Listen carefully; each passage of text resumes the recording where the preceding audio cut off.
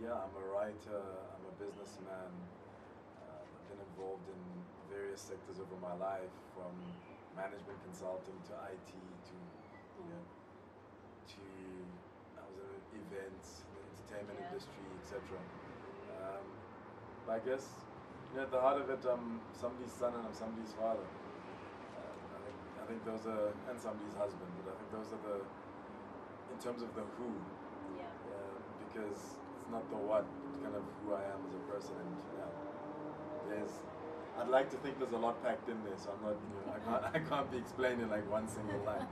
But in terms of what I do, I work at Destiny Man Magazine. We're a business and lifestyle men's magazine, based in South Africa, based primarily in Joburg, but the hope and the intention is that we speak to not just South African men, but African men as a whole. We live in a fascinating time where you can reach far with your words, regardless of where you are physically located in terms of geographically. And yeah, as editor, I write, and I still write quite a bit. I do find I have met editors who seem to just oversee.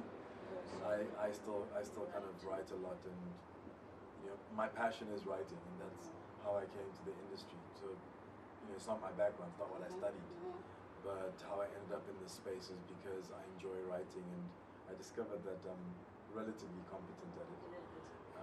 But yeah, I mean, a large part of my job is to lead the team editorially. So it's to sit with the team. We'll sit and go through our next issue, look at ideas, look at subjects, look at content, look at who we can talk to, and ensuring that it speaks to by and large, I guess you could say an urban man, but it speaks to a man, it speaks to a professional man, it speaks to a man in the business space, and it touches on all aspects of his life. I mean, that's the one thing we take pride in as well. Business is our core thread, and it's important that we recognize and we profile and we highlight what men are doing in business, and it's not just about the people who lead the multinationals, etc. A nation, an economy, a world is driven by the people, small, medium-sized businesses that are going to become one day multinationals. So.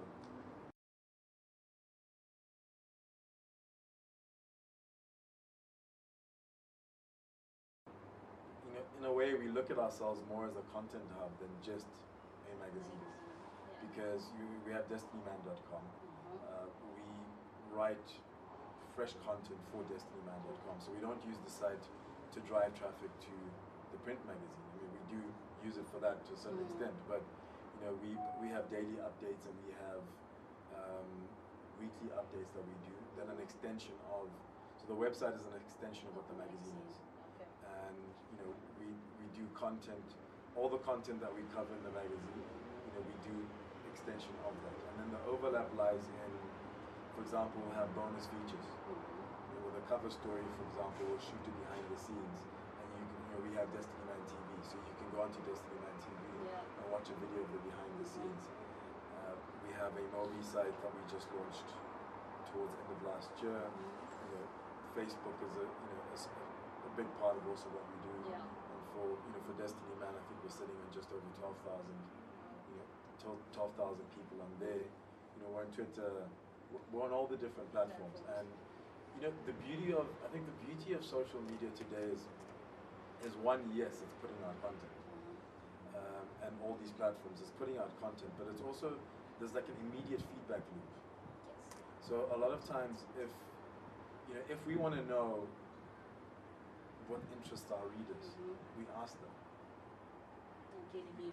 And get feedback on that. So it's very different from the way it was traditionally, where you kind of put out content, and then you wait and see and hope sales go. With this, there's a constant dialogue going, and for example, the added step is we have events. I was in Durban recently. So for example, I get to sit, not just interact with the reader online, but I get to sit with the reader like this, for them to sometimes complain, for them to it helps me and it helps us as a team get a better understanding of what what resonates with our readers, because the most important thing for us is to be relevant. I think that's one of the most important, one of my philosophies for this year is this concept of being relevant in all aspects of my life.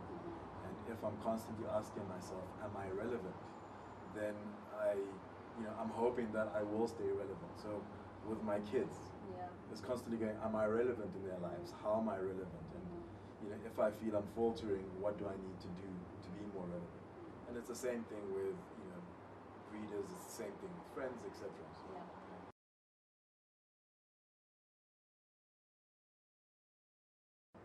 So, the thing for me is, it's always about delivery. It's always about what are you providing. So, I think I often say, I believe, a good brand is one that manages and fulfills expectations that we have of it. So I mean, those in kind of in the know a lot more than I am when it comes to things like branding say, for example, a brand is not what you say about your brand, but it's about what other people say about your brand.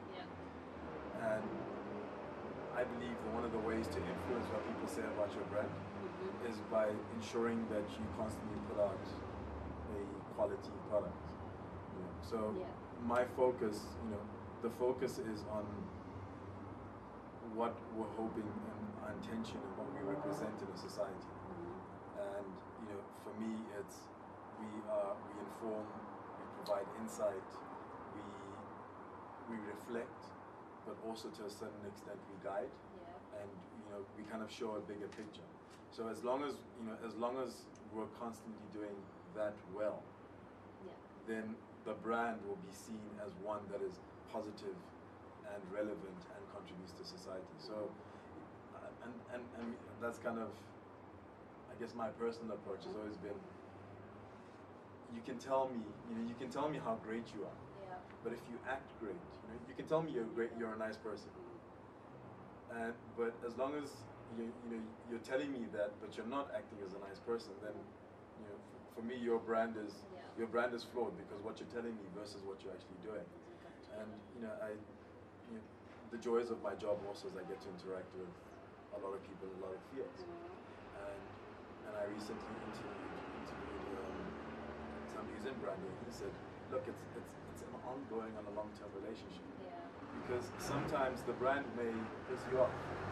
The question is that when it pisses you off, do you go, okay, that's it, I'm done with it, or do you come back? And your coming back is a relationship. So just like your relationships with people they don't always do things you like. But if the overarching, there's an overarching positivity to it, then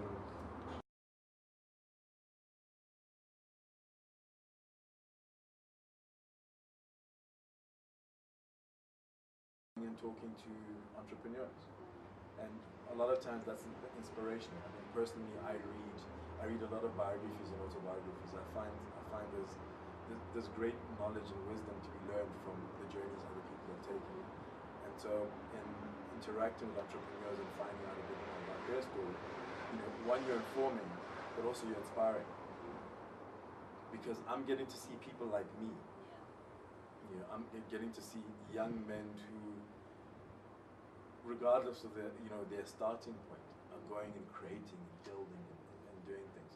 And then there's also the fun, there's the entertainment is an aspect. Like we have our music pages. I'm passionate about music, and I'm writing about music, and I'm learning how to write about music better. And so we incorporate that. Then there's the grooming, there's fashion. I want to look good. It's showing me the trends that are out there, etc., etc. So it is everything boiled into one.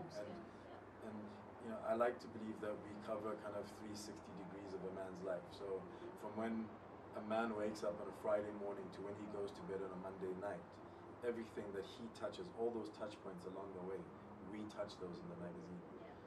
Whether it's going out, whether it's work, whether it's what you're wearing, whether it's sports. I'm a sports fan as well. Whether it's sports, whether it's the music you listen to, what you watch, the conversations you have, all of those aspects.